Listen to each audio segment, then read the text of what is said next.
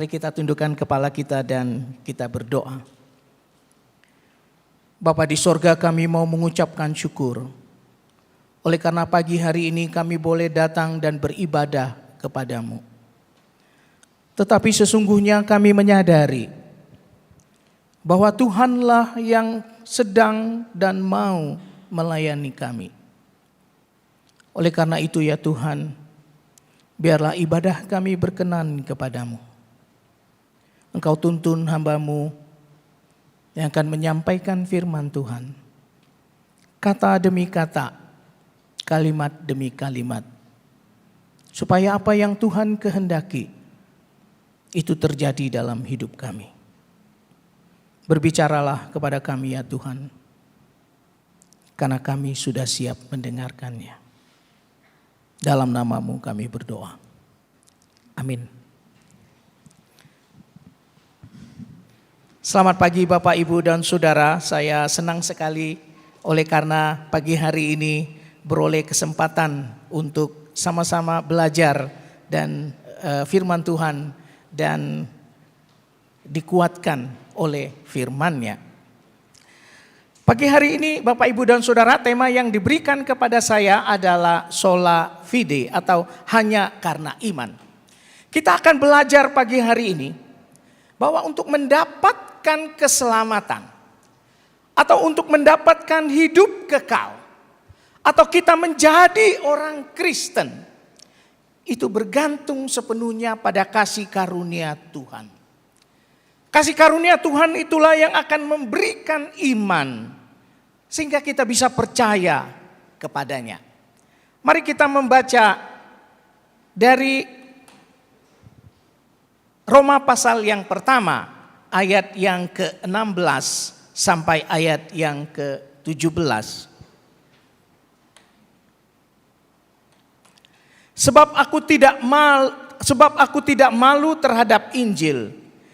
Karena Injil adalah kekuatan Allah yang menyelamatkan setiap orang yang percaya. Pertama-tama orang Yahudi, tetapi juga orang Yunani.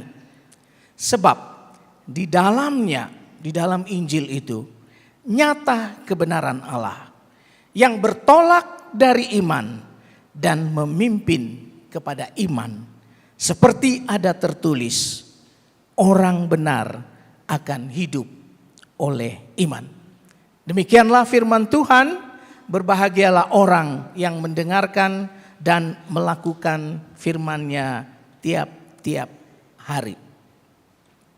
Saudara, ini adalah kesaksian yang saya dapatkan. Kesaksian ini pernah diterbitkan di Seminari Teologi Kaohsiung pada tahun 1975. Seorang saudari yang menyaksikan ini, saudara, mengatakan dalam kesaksian ini, saya itu adalah orang yang biasa. Saya bukan orang yang terkenal. Namun saya mengalami perbuatan ajaib dari Tuhan. Saudara-saudari ini dulu lahir di Indonesia. Lalu dia hijrah pergi ke Taiwan. Saudara, di dalam keluarganya dia tidak mempercayai satu agama pun. Dan dia mengatakan saya memiliki 4 laki-laki, kakak 4 laki-laki dan 3 adik perempuan. Dan dia mengatakan penduduk di tempat saya tinggal 98% itu menganut agama di seberang. Lalu sejak kecil dia seringkali mendengar cerita tentang surga dan neraka. Dan dikatakan bahwa yang tidak percaya kepada Tuhan akan masuk ke dalam api neraka. Dia begitu takut dan seringkali dia gusar dengan pertanyaan ini. Mengapa saya ini terlahir dari keluarga yang tidak percaya Tuhan? Saudara, di seberang rumahnya itu ada rumah ibadah dari agama itu. Tiap kali dia melihat orang beribadah ke sana, datang berduyun-duyun, dia mengagumi iman mereka. Dia mengagumi kepercayaan yang dianut oleh orang-orang itu. Oleh sebab itu, saudara, ketika dia harus sekolah dan masuk sekolah negeri di kampungnya, dia masuk ke sebuah sekolah SD negeri. Dan dia mengikuti pelajaran agama yang ada di seberang itu. Dia menekuni, dia belajar kira-kira 4 tahun. Dan dia mengatakan, saya sangat sungguh-sungguh belajar membaca kitab suci mereka. Saya berpuasa, saya sembahyang. Bahkan saudara-saudari ini kemudian dia mengajak 3 adiknya, 1 laki dan 2 perempuan, untuk mulai belajar membaca kitab suci itu. Lalu saudara, meskipun dia merasakan dia bersungguh-sungguh berdoa, dia mencari supaya Tuhan itu meridhoi dia, dalam hatinya tetap dia merasakan ada ketakutan. Saudara, dia punya kakak. Kakaknya yang ketiga laki-laki itu bekerja di luar kota. Yang akhirnya kakaknya itu percaya kepada Tuhan Yesus. Dia rajin beribadah dan pergi ke gereja. Kakaknya ini juga sering mengabarkan Injil. Satu kali saudara, kakaknya ini mengatakan kepada saudari ini, dia bersaksi tentang pendetanya yang mengalami pimpinan dan tuntunan Tuhan yang ajaib. Dan kesaksian itu menyebabkan banyak orang menangis. Saudara, akhirnya suatu hari pendeta ini datang ke kampungnya untuk mengadakan kebaktian kebangunan rohani. Saudara, karena kakaknya yang ketiga ini pernah berkata bahwa pendeta ini adalah sosok yang sangat dipakai oleh Tuhan, maka saudari ini menjadi penasaran. Dia ingin membuktikan saudara, orang yang dipakai oleh Tuhan itu seperti apa. Dia tidak bermaksud untuk mencari tahu siapa Tuhan itu. Maka Sabtu malam itu dia pergi sendiri ke gereja. Dia mengikuti KKR tersebut. Lalu saudara, pendeta itu selalu mengatakan siapa yang ingin percaya kepada Tuhan. Kalau engkau ragu-ragu, engkau bisa berdoa. Tuhan akan menjawab doamu. Tuhan mengetahui pikiranmu. Dan saudara, Tuhan akan memberitahukan. Entah melalui mimpi, melalui gambar, atau suara. Saudara, setelah pulang ke rumah malam itu, orang ini begitu gelisah dan tertekan. Dia berpikir, agama Kristen baik. Agama yang di seberang juga baik. Tapi saya akan celaka kalau saya pilih yang salah. Kalau saya pilih yang salah, hidup saya akan sia-sia. Dan saya akan masuk ke dalam neraka. Saudara, itu menjadi pemikirannya saudara. Dia berpikir saya ini tidak boleh menjadi orang yang mendayung di 2 kapal. Kalau orang mendayung di 2 kapal, dia tidak akan selamat. Dia pasti hilang keseimbangan. Dia akan bahaya dan seterusnya. Tapi dia berpikir, bukankah semua agama itu baik? Tetapi saudara, walaupun dia berpikir begitu, dia tetap berkesimpulan, saya tetap tidak boleh menginjak 2 perahu. Surga memang misteri. Dan manusia tidak dapat mengertinya. Tapi perkataan Tuhan penguasa segala sesuatu, itulah yang harus dipercaya. Itu yang dia simpulkan. Lalu pada malam tanggal 28 menjelang 29 Oktober tahun 1961, satu hal terjadi kepada dia. Karena masalah iman, dia tidak bisa tidur. Saat itu dia teringat pendeta yang menyemangati dia. Jika seorang ingin menemukan Tuhan tapi masih ragu-ragu dalam hatinya, dia tidak tahu harus memilih apa. Anda dapat berdoa kepada Tuhan. Dia ada di sisi Anda dan dia mendengar doa Anda. Dia akan menunjukkan jawaban yang akurat kepada Anda. Lalu saudara, dia duduk di pinggir ranjangnya. Dia berbicara seperti itu dan dia berkata-kata seperti kepada seorang sahabat. tentang apa yang dia rasakan. Dia berharap supaya Tuhan menunjukkan rahmat-Nya. Kalau memang agama Kristen yang betul, saya akan ke sana, saya tidak akan diganggu lagi oleh agama yang di seberang. Tapi kalau agama yang di seberang itu betul, saya tidak akan pindah lagi dan berpikir bahwa saya akan pergi ke gereja. Saya akan mengikuti Tuhan sepenuhnya. Kalau Tuhan menghendaki saya beriman kepada salah satu agama itu. Saudara, tiba-tiba dia tertidur. Dia tertidur dengan damai dan nyaman. Dan dia terbangun tengah malam. Dia tidak bisa melihat apa-apa. Karena rumahnya itu lampunya sudah padam dengan lampu teplok. Jadi ketika dia bangun, dia merasakan damai yang luar biasa. Dan dia mendengar ada suara laki-laki dari atas. Yang berkata, kamu harus percaya kepada Kristus. Saudara, dia begitu takut, tapi kemudian dia melihat sekeliling tidak ada siapapun. Tapi dia teringat. Tadi sebelum tidur dia berdoa supaya Tuhan menyatakan sesuatu kepadanya. Lalu saudara sampai pagi kemudian dia tertidur dengan damai sejahtera. Dia pergi ke kamar dari kakaknya yang ketiga dan dia bertanya, apa tadi malam kamu pergi ke kamarku? Dan kakaknya mengatakan, tidak. Saudara, minggu sore itu dia pergi ke gereja.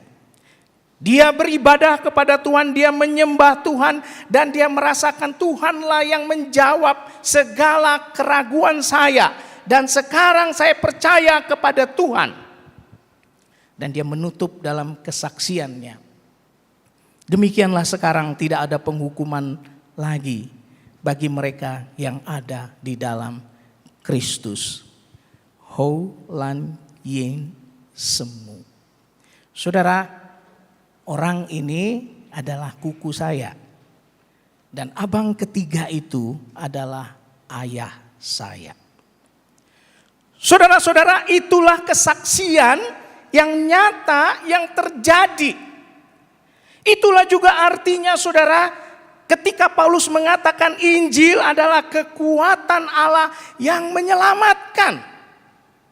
Injil itu adalah kabar baik, anugerah Allah. Dan dia itu menyelamatkan. Anugerah itu digambarkan sebagai sebuah kekuatan. Ketika kekuatan itu datang, saudara, tidak ada satu tembok yang cukup tebal untuk tidak bisa menerimanya. Ketika anugerah itu datang, hati yang keras akan dilembutkan. Ketika anugerah itu datang, hati yang dingin itu dihidupkan kembali. Itulah kekuatan Allah. Kabar baik adalah kekuatan Allah yang memiliki daya ledak yang sangat besar. Saudara, orang yang menolak Tuhan Yesus akan diluruhkan oleh anugerah itu. Sehingga kemudian dia bertobat. Saudara-saudara, orang yang paling kiri yang berpangku tangan itu adalah John Sung. Yang pernah datang kira-kira tahun 1949 di Surabaya. Tapi nomor 2 yang dari sebelah ujung yang lain dengan tanda hijau itu adalah G. Siwen, Andrew G. yang mendirikan Saat. Dalam sebuah pelayanan di Tiongkok sebelum dia datang ke Indonesia, G. Siwen sudah sering berkhotbah KKR di berbagai tempat di Tiongkok. Pada satu kali saudara dia mengunjungi satu desa. Dan dia berkhotbah rencananya sekian hari. Tetapi saudara baru beberapa hari dia berkhotbah di situ saudara. Ada seorang Kristen yang datang dan mengatakan kepada dia. Ada seorang preman yang sangat terkenal di desa itu. Dia dijuluki sebagai harimau Chow. Mungkin marganya Chow. Dia ini terkenal suka mabuk-mabukan, suka bikin onar, pokoknya segala perbuatan jahat orang takut kepada dia. Dan lebih daripada itu, si harimau Chow ini, dia pernah membunuh ayahnya sendiri. Saudara, ketika informasi itu diberikan kepada pendeta Andrew G, saudara, dia begitu takut, dia berdoa, Tuhan tolong, apa yang akan terjadi dengan ibadah malam ini? Tetapi Tuhan memberikan damai sejahtera kepada dia. Pendeta G berkhotbah malam hari itu di desa itu. Dan orang ini datang malam itu untuk mendengar khotbah itu. Saudara, setelah pelayanan itu berakhir, orang itu datang ke mimbar.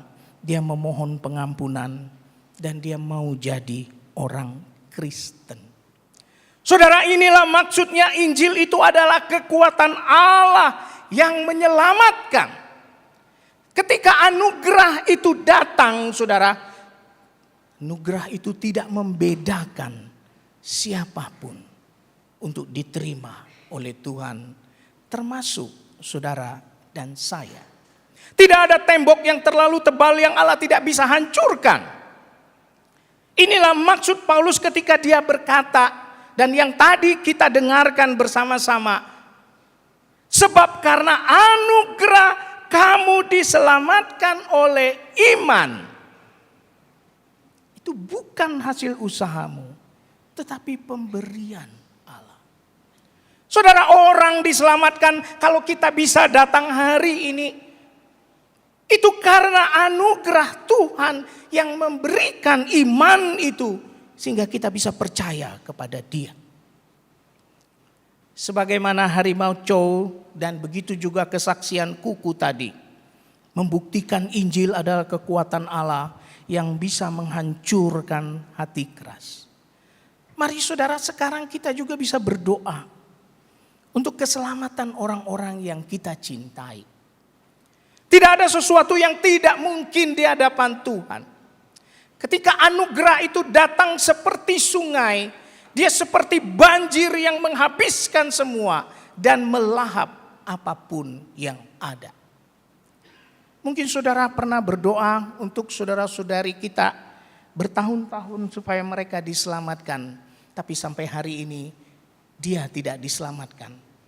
Tapi ada juga di antara kita yang saya tahu yang pernah berdoa kepada Tuhan dan mohon anugerah Tuhan untuk keselamatan seseorang yang dicintainya, dan Tuhan menjawabnya.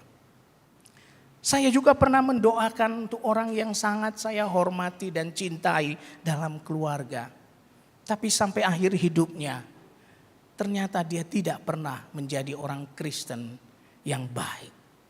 Tapi saya tahu bahwa itu adalah rencana dan anugerah Tuhan untuk dia. Saudara, kita juga bisa berdoa kepada Tuhan supaya Tuhan menolong kita. Seringkali saudara, api di dalam hati kita itu perlahan-lahan padam. Kita tidak menjadi semangat lagi untuk melayani Tuhan. Kita menjadi malas dan ogah untuk pergi beribadah kepada Tuhan. Hati kita tidak lagi panas. Hati kita suam-suam kuku dalam mengikuti Tuhan. Dan saudara, ingatlah anugerah Tuhan bisa menolong kita mengubah hati yang dingin itu untuk menjadi hangat lagi.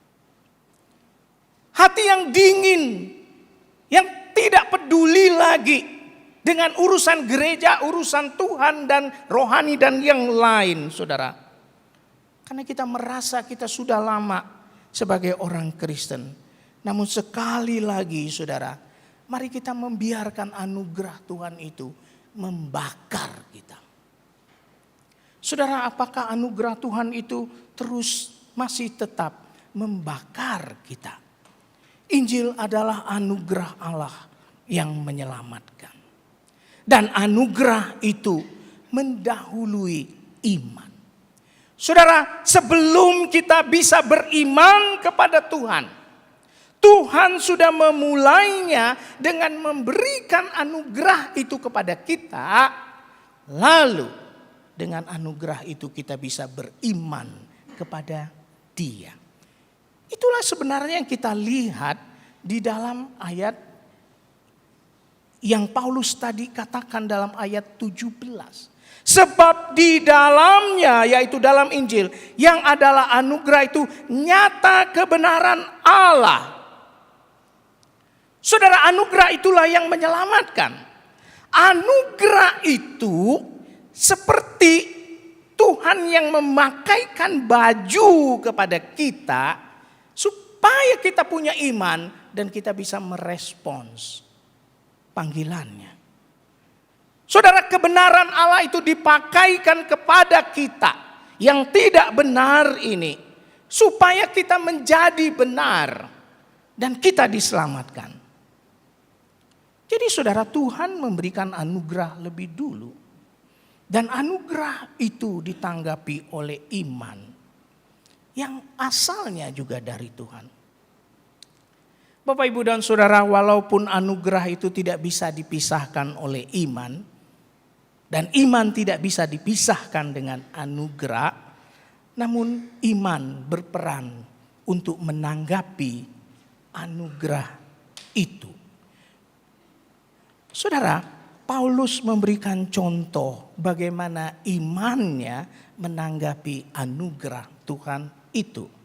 Yang dia tulis di dalam surat Filipi pasal 3 ayat 4b sampai 10. Inilah kisah hidup Paulus ketika ia menanggapi anugerah Allah.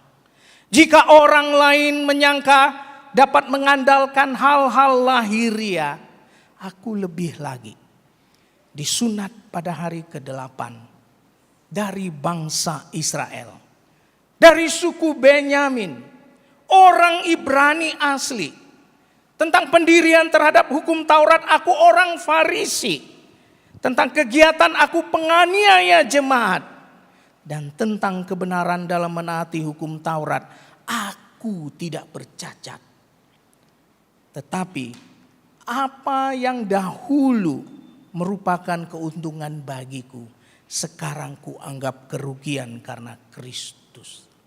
Malahan segala sesuatu kuanggap rugi karena pengenalan akan Kristus Yesus Tuhanku lebih mulia daripada semuanya. Karena Dialah aku telah melepaskannya semuanya itu dan menganggapnya sampah. Sini dipakai istilahnya kotoran manusia. Supaya aku memperoleh Kristus dan berada dalam Dia, bukan dengan kebenaranku sendiri, melainkan dengan kebenaran karena iman kepada Kristus, yaitu kebenaran yang Allah anugerahkan berdasarkan iman.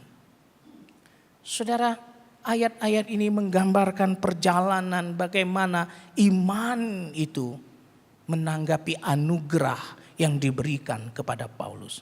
Paulus dulu orang yang terpandang, seorang yang bijak, seorang yang kaya, dia saleh, dia punya kuasa. Sekarang setelah dia mengenal anugerah Tuhan, saudara, ia memahami dirinya sebagai tidak berarti. Ia memandang segala prestasinya dulu adalah kerugian. Dan dia juga memandang segala prestisenya tidak sebanding dengan anugerah Tuhan yang diberikan kepadanya. Saudara, anugerah Tuhan itu amat besar. Dia tidak bisa dibandingkan, saudara, dengan apa yang kita dapatkan dan pernah dapatkan. Paulus yang pernah mendapatkan semuanya itu menganggap itu tidak sebanding dengan anugerah yang Tuhan berikan kepada kita. Walaupun anugerah yang Tuhan berikan itu adalah anugerah yang cuma-cuma, tapi dia bukan murahan. Anugerah yang Tuhan berikan itu dia berikan dengan nyawa anaknya sendiri. Kristus itu mati untuk kita. Itulah kalau kita mau mengetahui sebesar apa anugerah Tuhan. Dan itulah sebabnya mengapa Paulus mengatakan segala prestasi dan prestisenya tidak berguna di hadapan Tuhan. Saudara, oleh anugerah itu saudara, kita bisa menanggapi Tuhan dengan iman.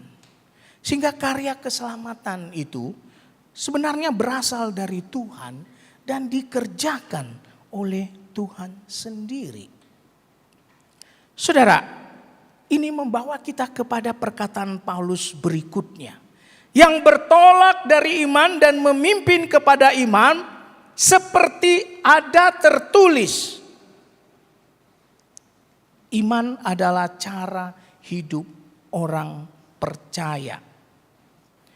Saudara, orang yang benar itu akan hidup oleh iman.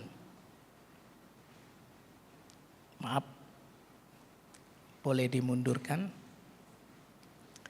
Iman adalah cara hidup orang percaya. Itulah yang dimaksud Paulus dengan orang benar akan hidup oleh iman. Paulus mengutip ini dari Habakuk pasal 2 ayat 4. Apa yang dikeluhkan oleh Nabi Habakuk? Habakuk pada waktu itu berkeluh kesah kepada Tuhan karena Babel berbuat kejam dan tidak adil kepada Yehuda. Dalam pikiran Habakuk, mengapa orang saleh bisa diperlakukan tidak adil oleh orang yang tidak percaya kepada Yahweh? Itulah yang dipikirkan oleh Habakuk. Tetapi saudara, dalam Habakuk itu Tuhan mengatakan Dia akan menghukum Babel. Namun orang yang berbuat benar tidak akan dihukum. Saudara, inilah yang dikutip oleh Paulus. Paulus jadi ingin mengatakan dengan kutipan ini bahwa Tuhan akan memperhitungkan kepercayaan seseorang dan Tuhan tidak akan menghukum orang yang benar. Saudara, dan iman itu juga bukan hanya jaminan bahwa tidak ada penghukuman. Tetapi oleh iman itu kita harus mempraktekannya sepanjang hidup. Inilah yang dikatakan oleh Paulus ketika dia berkata, bertolak dari iman dan memimpin kepada iman. Saudara, Paulus ingin mengatakan, kalau kamu sudah punya iman, kamu mulai dengan iman. Hidupilah terus dalam iman itu. Dan kamu akhiri sampai akhir hidupmu dengan iman itu juga.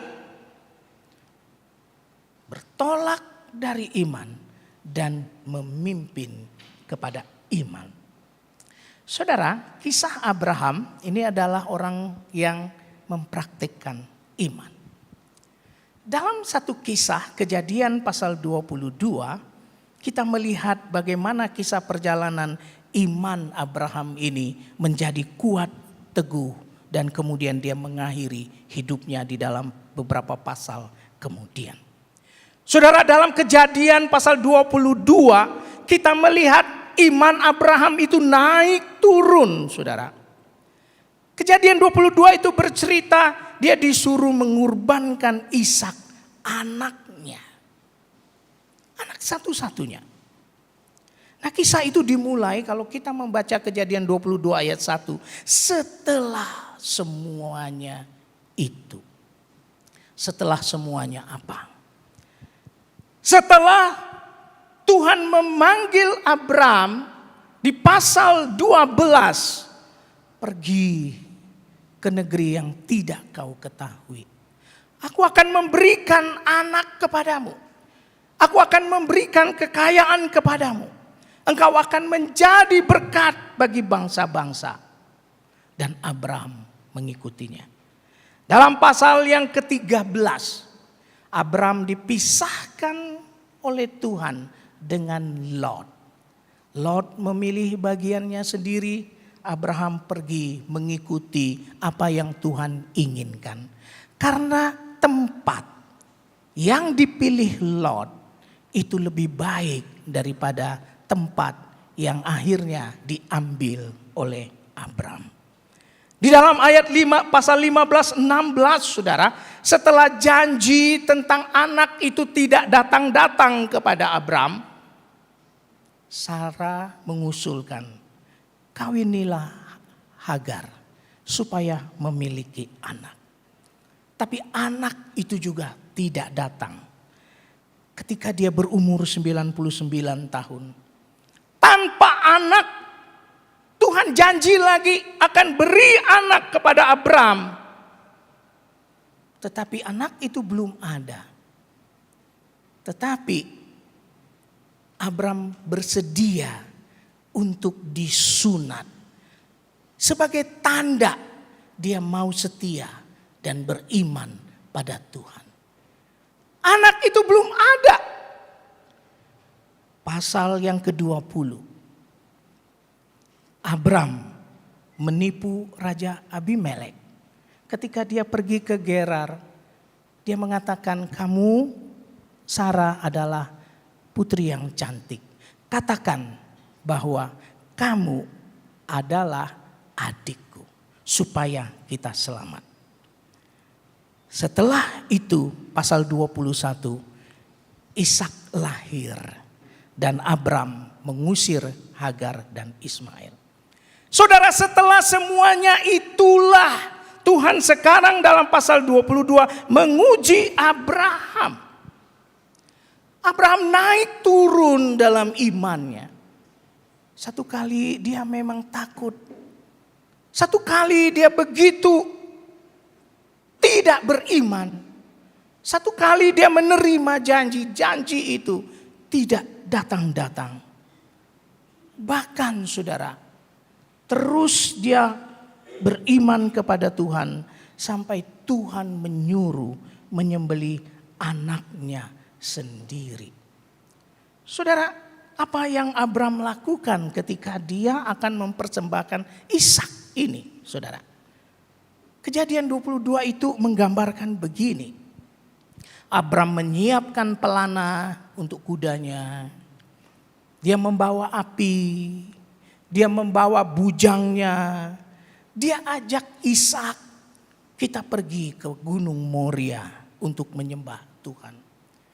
Saudara bisa bayangkan betapa sedihnya hati Abram ketika mempersiapkan semuanya itu. Hatinya bertanya-tanya, Tuhan mengapa sekarang harus anak satu-satunya ini yang sudah didapat ketika sudah tua. Sekarang aku harus menyiapkan api, aku harus menyiapkan pisau, aku harus menyiapkan segala sesuatu untuk aku sembelih sendiri. Itulah kira-kira apa yang Abram pikirkan. Ketika dia berjalan dan Gunung Moria itu 3 hari perjalanan. Abraham bisa berbalik lagi. Abraham bisa hilang kepercayaan. Abraham bisa U-turn, tidak jadi. Waktu 3 hari itu begitu panjang bagi dia. Ketika dia meninggalkan bujangnya dan dia menuju ke bukit itu bersama dengan Ishak. Ishak bertanya, Bapak, semua sudah lengkap di sini, tapi mana anak dombanya? Dan Abraham mengatakan, nanti Tuhan akan menyediakan. Apakah Tuhan menyediakan? Iya. Ketika Abraham sudah mendirikan mezbah, Ishak membantu mendirikannya. Menyiapkan batu demi batu itu. Tiba-tiba Abraham mencekik Ishak, mengikatnya dan siap untuk menyembelihnya. Saat itulah Tuhan katakan Abraham, Abraham, lihatlah ada anak domba yang hendak engkau kurbankan. Sehingga tempat itu disebut oleh Abraham, Allah menyediakan. Saudara, inilah iman, saudara. Saudara, apa yang Allah tidak sediakan bagi kita? Dan Kemudian kalau kita sekarang sedang membutuhkan satu hal, apa yang Tuhan tidak siap untuk sediakan? Dalam perjanjian baru itulah sebabnya Abraham disebut orang beriman. Galatia 3 ayat 9. Karena dia percaya perkataan Tuhan. Dia menjadi berkat. Dalam Galatia 3 ayat 8. Dalam Ibrani pasal 11 ayat 10. Dia dikatakan dia tidak lagi memimpikan tanah air di dunia ini. Tetapi tanah air di surga. Gambaran iman Abraham bukan hanya sampai semua urusannya selesai. Dalam perjanjian baru dia menantikan surga dan dia mengharapkan kebangkitan. Ibrani 11 ayat 9. Saudara, Abraham adalah saksi iman. Dia orang yang bisa menjadi contoh bagi iman kita. Dan saudara, orang yang menjadi contoh dalam iman kita bukan hanya Abraham, tetapi Yesus itu sendiri. Yesus itulah pokok iman kita. Dialah His only Son yang memberikan anugerah bagi kita sehingga kita bisa beriman kepadanya. Dan itulah yang dilaporkan oleh penulis Ibrani. Karena kita mempunyai banyak saksi bagaikan awan yang mengelilingi kita. Marilah kita menanggalkan semua beban dan dosa yang begitu melekat pada kita. Dan berlomba dengan tekun dalam perlombaan yang ada di depan kita. Perlombaan iman. Marilah kita melakukannya dengan mata yang tertuju kepada Yesus. Perintis iman dan yang membawa iman itu kepada kesempurnaan. Yang dengan mengabaikan kehinaan tekun memikul salib demi sukacita yang ada di depan dia. Yang sekarang duduk di sebelah kanan Allah Bapa. Penulis Ibrani mengatakan Yesus itulah perintis iman dan penyempurna iman. Artinya yang menuntaskan iman kita itu menjadi sempurna. Tapi dia jugalah perintis itu. Dialah yang memberikan iman itu. Dia menyediakan anaknya supaya iman kita dibangun di atas anaknya itu. Kita tahu bahwa iman yang menyelamatkan itu adalah anugerah dari Tuhan. Bukan sesuatu yang bisa kita hasilkan sendiri. Dan anugerah itu dari Kristus. Itulah sebabnya saudara. Mengapa dalam kepercayaan gereja kita. Kita yakin bahwa orang percaya itu dipilih oleh Tuhan. Tuhan memilih. Sehingga kita bisa percaya. Tapi kita juga bisa percaya. Mengapa keselamatan itu tidak hilang dari kita. Karena Yesuslah yang memberikan iman, merawat iman itu, menumbuhkan iman itu, menolong sampai iman itu sempurna ketika dia menuntaskannya untuk kita. Saudara, oleh sebab itulah mari kita tetap bisa dihiburkan bahwa karena iman dan bukan karena usaha kita. Dan karena anugerah Tuhan, kita menjadi tidak ragu lagi. Bukan hanya dalam pergumulan rohani kita, tetapi dalam kehidupan kita sehari-hari. Karena Dia yang memulai segala sesuatu dan juga Dia yang menyempurnakannya dalam hidup kita. Mari kita tundukkan kepala dan kita berdoa. Bapa di sorga, terima kasih. Hamba-Mu sudah menyampaikan firman-Mu. Mohon Tuhan Engkau menyempurnakannya dalam hati dan hidup kami masing-masing. Sehingga firman Tuhan ini tidak berlalu sia-sia. Terima kasih Tuhan, Engkau sudah berfirman kepada kami. Kami mengembalikannya untuk kemuliaan Tuhan. Dalam nama Yesus kami berdoa. Amin.